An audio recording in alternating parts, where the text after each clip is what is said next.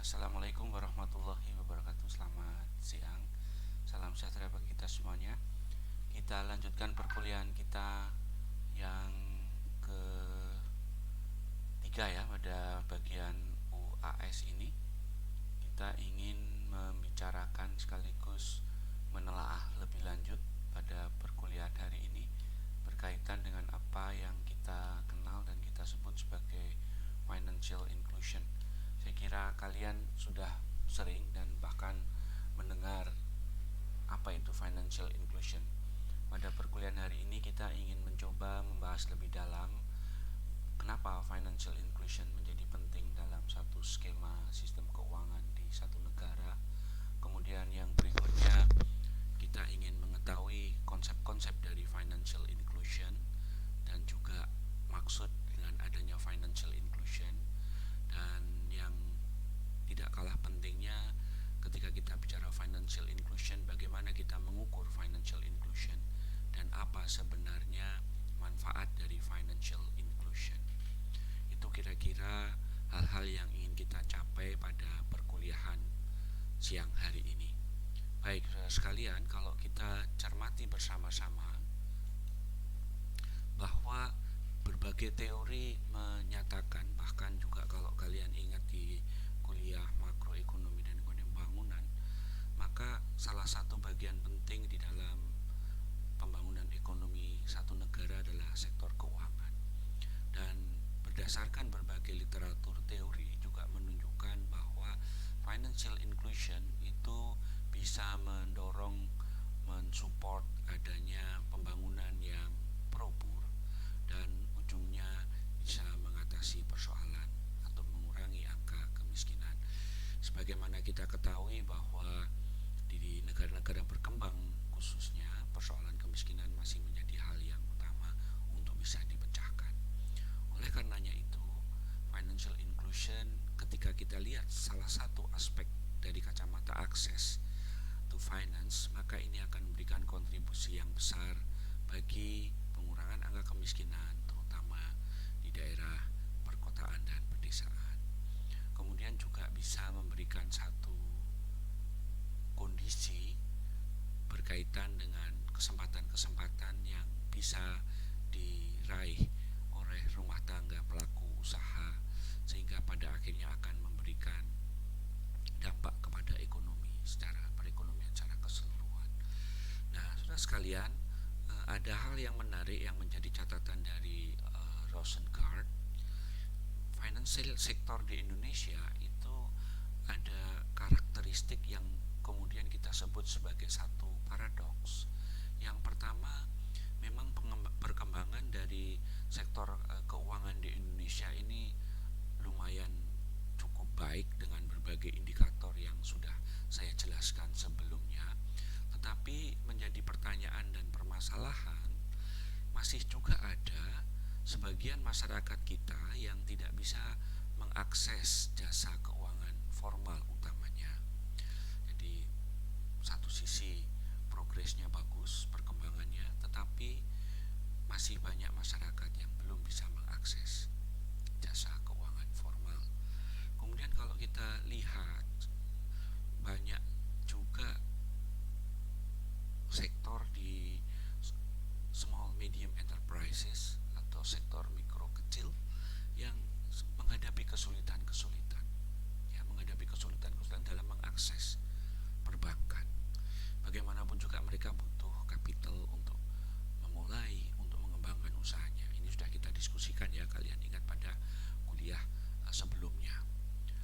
Sementara kalau kita lihat juga kondisi keuangan perbankan cukup liquid, profitable, dan punya solvabilitas yang baik. Nah, saudara sekalian, kalau kita lihat kembali kepada bagaimana sebenarnya transmisi sektor keuangan terhadap pertumbuhan ekonomi dan pengurangan angka kemiskinan, kita bisa merujuk pada beberapa teori-teori sebelumnya. Misalnya Schumpeter tahun 1911 itu sudah highlight dan menekankan ya bahwa sektor keuangan itu memiliki pengaruh yang nyata bagi pembangunan dan pertumbuhan ekonomi. Tahun 1911 sudah ditekankan itu. Kemudian kalau kita lihat lagi, ya meskipun sudah sekitar 15 tahun yang lalu ya, tapi ada pernyataan yang menarik dari Kirkpatrick di dalam satu artikel ya, bahwa kebijakan pembangunan keuangan yang tepat ya, kebijakan pembangunan keuangan yang tepat itu memiliki dampak terhadap pengurangan angka kemiskinan. Dengan demikian kita gambarkan bahwa financial development policies yang baik ya, kebijakan-kebijakan di sektor keuangan yang baik, maka kita bisa melihat ada dua jalur sebenarnya. Anda bisa lihat nih yang warna merah, ini jalur pertama.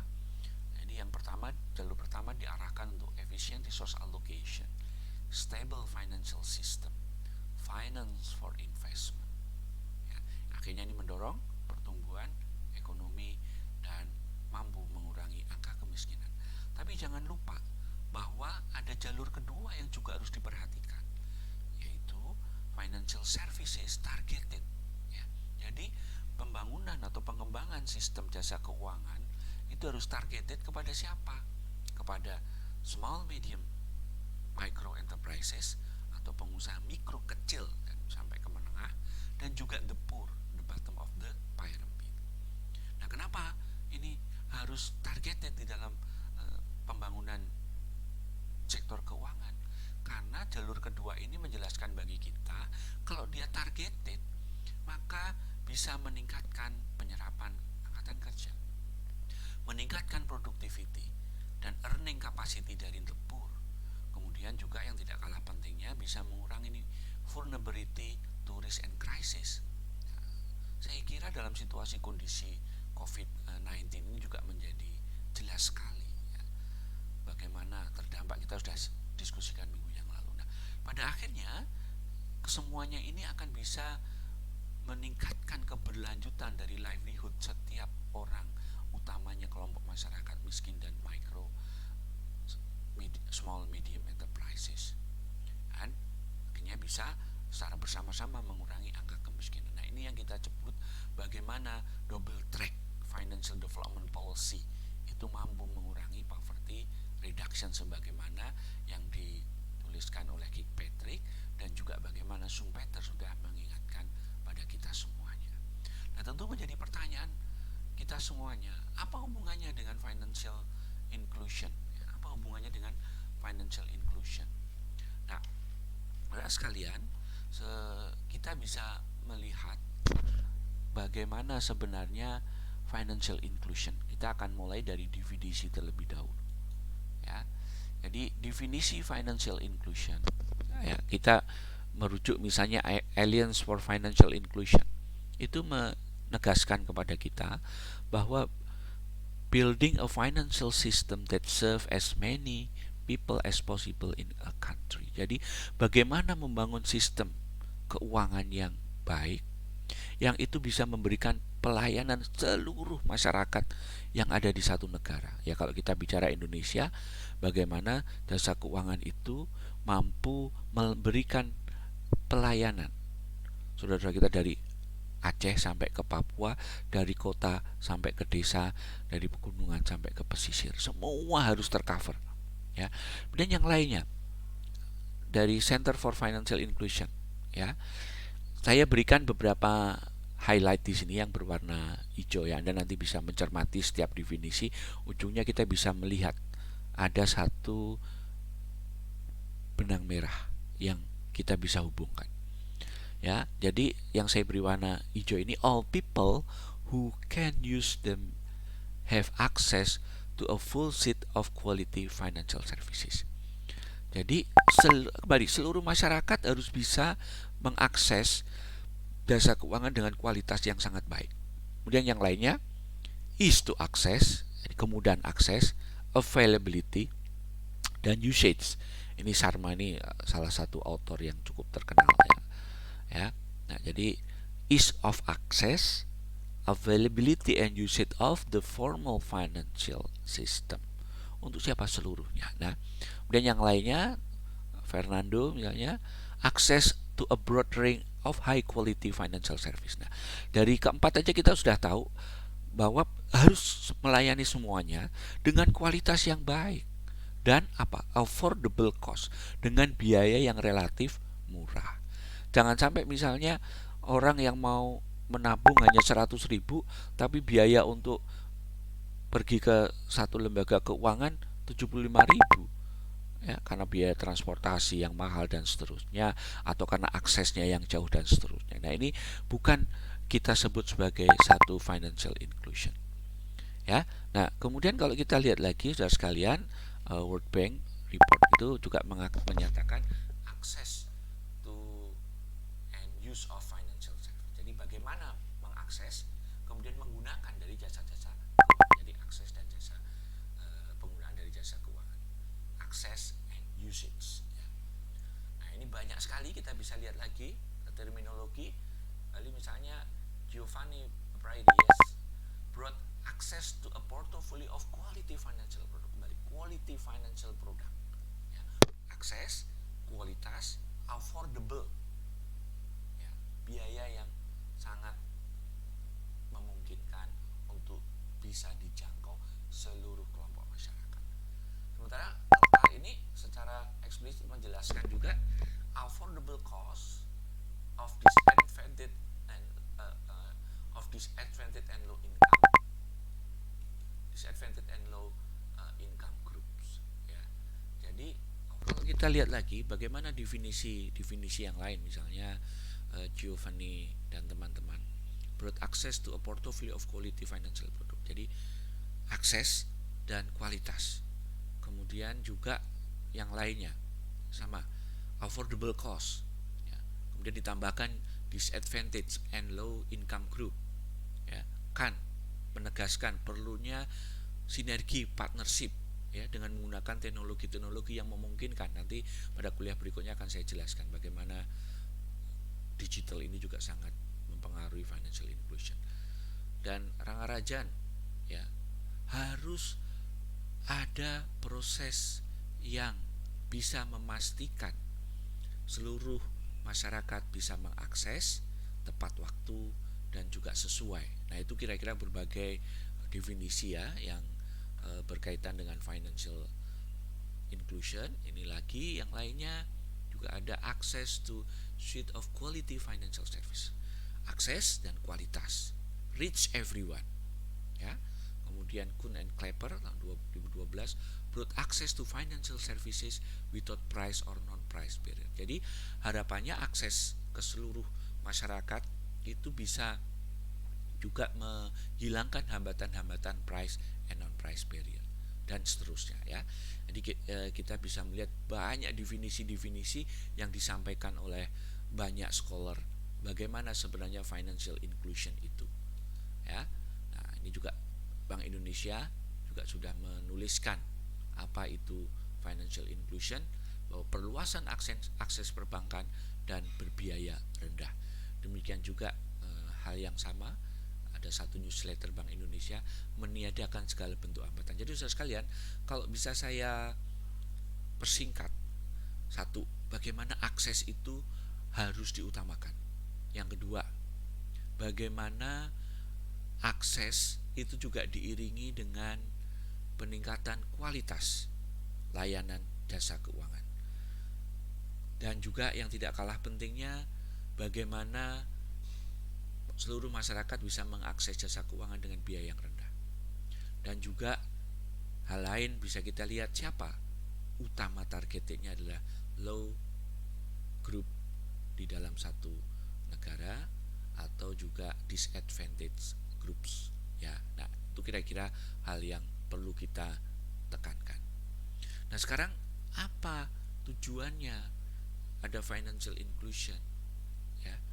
Jadi salah satu purpose-nya, ya, ini bisa kita lihat contribute directly to increase income and reducing vulnerability of the poor. Nah, kalau kalian ingat tadi jalur yang kedua itu apa? Increasing income, reducing vulnerability from the poor, ya. Kemudian yang berikutnya, purpose yang lainnya apa? Kalau ini saya berikan warna hitam nih. Kalau yang definisinya tadi kan yang warna biru, ini yang warna hitam. Jadi is a critical enabler of quality of life, improvement and economic development. Jadi Center of for Financial Inclusion menyatakan bahwa tujuan dari financial inclusion itu apa? Meningkatkan, memperbaiki quality of life dan sekaligus meningkatkan pembangunan ekonomi satu negara. Nah, sementara kalau Sarma tadi ini banyak sekali tuh, ada 4 hal kira-kira ya, mulai dari membantu efisiensi alokasi sumber daya yang lebih baik ya, mengurangi biaya cost of capital ya, improve the day to day management finance dan seterusnya. Anda bisa lihat masih banyak hal-hal yang bisa kita cermati saudara sekalian. Apalagi misalnya kalau kita bicara empowering financial user ya, tujuannya kembali lagi untuk apa? Untuk bisa mendorong peningkatan resource yang lebih efisien ya. Demikian juga yang lainnya, Sarawat ini menunjukkan ya bahwa financial inclusion itu bisa mendorong pertumbuhan ekonomi, mengurangi angka kemiskinan dan juga mengurangi kesenjangan sosial. Nah, sementara Presiden kita Bambang Yudhoyono itu juga pernah menyatakan dalam satu keynote-nya bahwa financial inclusion itu akan berkontribusi terhadap pertumbuhan ekonomi. Nah, kembali ini tadi kita lihat lagi diagramnya ya. Jadi kalau ini financial inclusion kita bangun dengan baik, maka sebenarnya jalur kedua inilah yang kita akan dorong.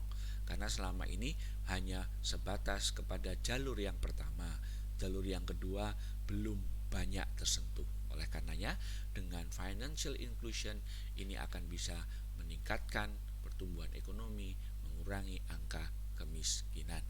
Baik, saudara sekalian, saya akan sedikit berikan contoh. Kenapa kok harus targeted? Nah, coba nanti diskusikan ya. Mana yang lebih memberikan manfaat atau marginal benefit lebih besar? 2 juta, ya, misalnya kredit 2 juta untuk pedagang gorengan keliling, ya, atau saya berikan 2 juta ini kepada pemilik Indomaret atau Alfamart. Marginal benefitnya mana yang lebih besar? Nah, silakan diskusikan ya. Nah, sekalian, saya akan memberikan ilustrasi ini dari apa yang saya hitung ya. Bagaimana sebenarnya hubungan financial inclusion atau inklusi keuangan dengan size of ekonomi satu negara. Nah, ternyata ya kalau sumbu X ini adalah PDB per kapita ya, Y-nya ini adalah inklusi keuangan, maka kita bisa lihat ada korelasi yang positif ya, hubungannya positif nih korelasinya. Jadi inklusi keuangan berhubungan positif ya dengan PDB per kapita. Semakin tinggi inklusi keuangan, ada indeksnya, nanti kita diskusikan bagaimana mengukur indeks dari inklusi keuangan satu negara, maka ternyata juga mampu meningkatkan size of ekonomi dari negara yang bersangkutan. Nah, kalau kita pilih lagi low income, lower middle income dan upper income, kelihatan ya slope-nya. Ini naiknya low income naik, dan lower middle income dan upper middle income. Nah, ini kira-kira seperti ini gambarnya. Jadi bagaimana sebenarnya financial inclusion itu memiliki korelasi yang positif ya, memiliki korelasi yang positif. Anda bisa lihat dari gambar ini. Ini saya coba hitung waktu itu ya. Nah, sekalian, inklusi keuangan di kawasan Asia Tenggara kita bisa bandingkan. Ini data dari Global Financial Index Database. Nanti saya berikan linknya ya, supaya Anda bisa melihat juga, dan bahkan data-data itu bisa Anda gunakan untuk menulis paper. Tahun 2011 sampai 2017 Indonesia ya, ini datanya kita bandingkan dengan kawasan ASEAN. Yang paling tinggi di mana? Yang paling tinggi adalah di Singapura. Indonesia masih tertinggal ya, Indonesia masih tertinggal kalau kita cermati ya. ini dari waktu ke waktu memang ada peningkatan, ya, memang ada peningkatan, tetapi kita masih terus harus meningkatkan financial inclusion index kita, ya. Oke, kita lebih tinggi, ya, dibandingkan Kambodia, dibandingkan Filipina, demikian juga Myanmar, ya, dengan Vietnam kita juga lebih tinggi, tetapi kita masih kalah dibandingkan Singapura, kemudian dibandingkan dengan Thailand dan juga Malaysia. Ini harus kita dorong terus agar financial inclusion kita meningkat. Kenapa? Dari tabel sebelumnya ini kan, dengan meningkatnya financial inclusion, size of economy diharapkan juga meningkat, ya, diharapkan juga meningkat. Nah, saudara sekalian, nanti akan saya berikan banyak ilustrasi pada kuliah-kuliah berikutnya, terutama hasil-hasil penelitian bagaimana financial inclusion itu, ya, indikator-indikatornya, dan juga bagaimana financial inclusion itu memberikan pengaruh signifikan secara causality terhadap pembangunan ekonomi, pengurangan angka pengangguran, dan juga pengurangan angka kemiskinan. Nah, bagaimana dampak multidimensi financial inclusion, saudara sekalian? Kalau kita lihat, ya, dampak multidimensi dari inklusi keuangan, ya, kita bisa memperhatikan apa tadi contoh. Yang pertama, kata kunci apa? Akses. Harus bisa membuka akses yang seluas-luasnya kepada siapa? Seluruh kelompok masyarakat. Dengan bagaimana? Dengan biaya yang murah dan kualitas pelayanan jasa keuangan yang baik, ya. Karena kalau kualitas jasa keuangannya tidak baik, kita bisa lihat sendiri, ya, bagaimana kemudian itu akan bisa mengakibatkan persoalan-persoalan, munculnya moral hazard, adverse selection, dan seterusnya. Nah, jadi saudara sekalian, ini sering terminologi yang lain juga kita bisa cermati. Ada istilah mikrokredit, micro saving, ya, kita bisa lihat karena tadi sasarannya adalah micro small enterprises dan the poor tuh atau micro small enterprises tuh nggak perlu uang yang besar-besar, ya, dalam awal pengembangannya, ya. Nah, kalau kita bisa bangun micro saving yang baik, masyarakat mampu menabung, ya. Kemudian kita bisa melihat lagi, ya, bagaimana tabungan ini juga bisa memberikan peran yang penting, pengaruh yang penting, dan seterusnya. Nah, jadi nanti kita bisa melihat, ya, ketika ada micro credit, micro saving, apakah ini diberikan kepada individu atau grup, dan mereka diberikan pemahaman pengetahuan yang baik. Nanti kuliah berikutnya saya akan masuk ke financial literasi, ya, mereka mampu mengelola keuangan dan baik dan seterusnya, maka kita bisa melihat pengaruhnya, ya, bagaimana mereka bisa melakukan investasi-investasi yang tepat, melakukan pengeluaran-pengeluaran sesuai dengan kebutuhan mereka, dan akhirnya ini semua berdampak kepada pendidikan, kesehatan, ya, dan seterusnya, sampai kepada penyerapan angkatan kerja, bisnisnya juga berkembang, akan mampu meningkatkan pendapatan, dan seterusnya. Jadi ini kira-kira secara keseluruhan ada yang saya selalu menyebutnya juga first round effect, ada second round effect. First round effectnya mereka mampu mengakses, dengan akses itu maka mereka memberikan dampak yang baik kepada peningkatan usaha income-nya juga bisa bertambah, peningkatan income bertambah maka dia juga bisa melakukan saving, investasi-investasi yang lebih baik untuk pendidikan, kesehatan, perumahan, dan seterusnya, ya. Ini jadi bagaimana dampak multidimensi dari inklusi keuangan. Nah, kalian kalau ada gambarnya harus bisa menjelaskan bagaimana sebenarnya financial inclusion. Tapi penting apa? Aksesnya harus dibangun dulu. Karena kalau tidak ada akses maka tidak akan mungkin. Nah, saudara sekalian, tadi di depan saya juga sudah menyampaikan ini kok ada indeks inklusi keuangan. Nah, bagaimana mengukurnya? Jadi Global Partnership for Financial Inclusion itu melihat ada 3 dimensi dan indikator, ya, ingat 3 dimensi dan indikator, 3 dimensi utamanya, kemudian indikatornya ini banyak. Jadi akses, ya, ini kan dari definisi-definisi tadi maka dirumuskan dimensi pentingnya dari financial inclusion apa sih? Satu, akses. Yang kedua apa? Usage. Yang ketiga apa? Quality, ya, quality. Nah, diantaranya kalau akses indikatornya apa? number of deposit account per 1000 orang dewasa. Jadi berapa jumlah deposit per 1000 orang dewasa. Kalau kita mau bicara e-money, berapa jumlah e-money, akun e-money per 1000 orang dewasa. Kemudian number of mobile money transaction per 100.000 adult. Nah, jadi ini kita bisa create nih accessibility, ini proxy-proxynya apa saja ya. Jadi kita bisa lihat ya, kita bisa bangun itu. Kemudian usage itu apa ya? Setelah tadi akses, hal yang penting tuh sekali lagi saya tekankan akses ya. Saya seringkali contohkan begini ya, kalian ingin ke library, ingin baca buku, tapi kalau kalian nggak punya kuncinya, nggak punya akses, maka nggak bisa baca buku di library atau nggak bisa masuk ke library ya, nggak bisa pinjam ke library. Nah, oleh karena itu bagaimana membuka akses itu menjadi hal yang sangat penting. Kalian bisa baca kalau berminat baca disertasi saya menekankan betul-betul akses ya, financial access itu sejak tahun 2004 lah, 2004-2005 saya bicara tentang itu.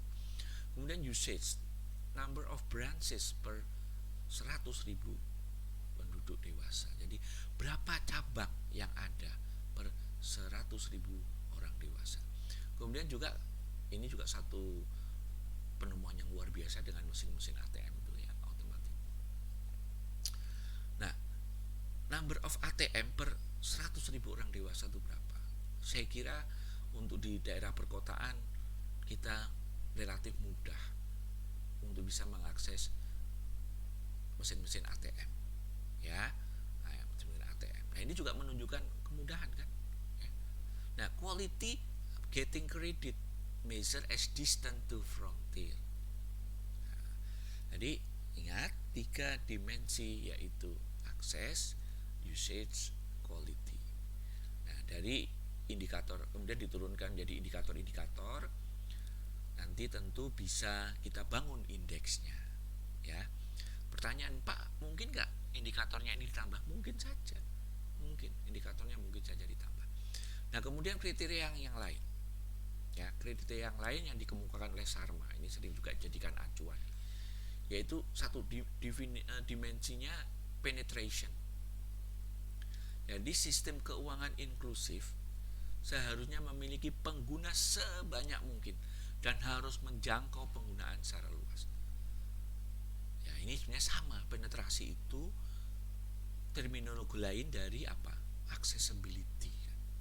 Ya, kenapa? Karena di sini memiliki pengguna sebanyak mungkin ya, dan harus menjangkau secara masif, jangkauannya masif. Nah, indikatornya number of deposit bank account per 1000 adult population ya. Dan availability, jadi dalam sistem keuangan inklusif layanan perbankan tuh harus tersedia kepada semua pengguna. Tidak boleh kita sekat, oh nggak boleh karena kamu pengusaha kecil, karena kamu pengusaha mikro, kemudian nggak bisa mengakses layanan jasa keuangan, nggak bisa. Semuanya sama, diberikan hal yang sama, tentu dengan persyaratan-persyaratan yang telah ditentukan. Tetapi tadi harus bisa, Anda ingat di definisi yang di awal tadi, harus bisa mengatasi price and non-price barrier.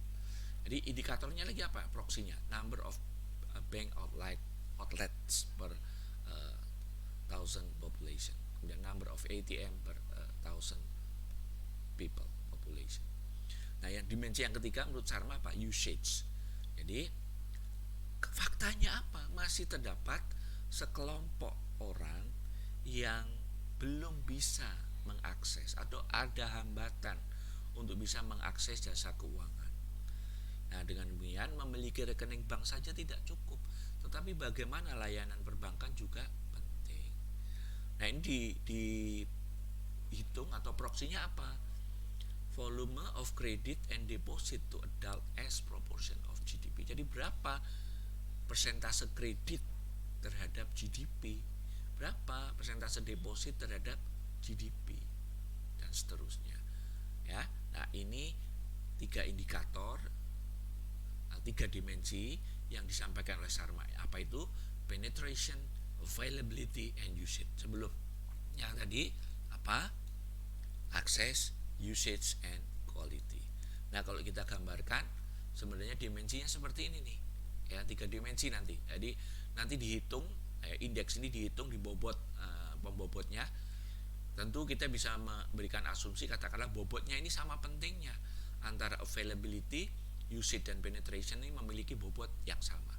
Nah, jadi nanti kita hitung dengan rumus tertentu, maka kita akan bisa menghasilkan satu indeks inklusi keuangan di masing-masing negara. Beberapa mahasiswa bimbingan saya sudah banyak melakukan penelitian yang berkaitan dengan ini dan saya juga menghitung financial inclusion. Nah, terus kalian, kalau kalian ingin membandingkan antar negara dan menghitung lagi, ini ada data yang sangat lengkap dari World Bank, yaitu The Global Financial Index Database tahun 2017. Ini series ya. Tadi kan kalian ingat data yang saya tampilkan di sini ya. Mulai dari 2011, 2014, 2017 sumbernya adalah dari Global Financial Index ya, dari sini. Dari buku ini nih. Nah, jadi kalian bisa cari di Google, download, nanti kalau perlu juga saya kirimkan ke kalian untuk menjadi bacaan-bacaan dan juga untuk menambah wawasan Anda. Yang terakhir kita lihat ini bagaimana peta saja ya. Seluruh dunia ternyata totalnya 69% ya, penduduk dewasa yang sudah memiliki account di jasa keuangan formal. Ya, ini Indonesia di sini ya, semakin gelap datanya, warnanya semakin gelap warnanya, maka semakin tinggi penetrasinya ya, yang orang dewasa memiliki account di lembaga jasa keuangan formal. Baik saudara sekalian, saya kira itu sebagai gambaran umum.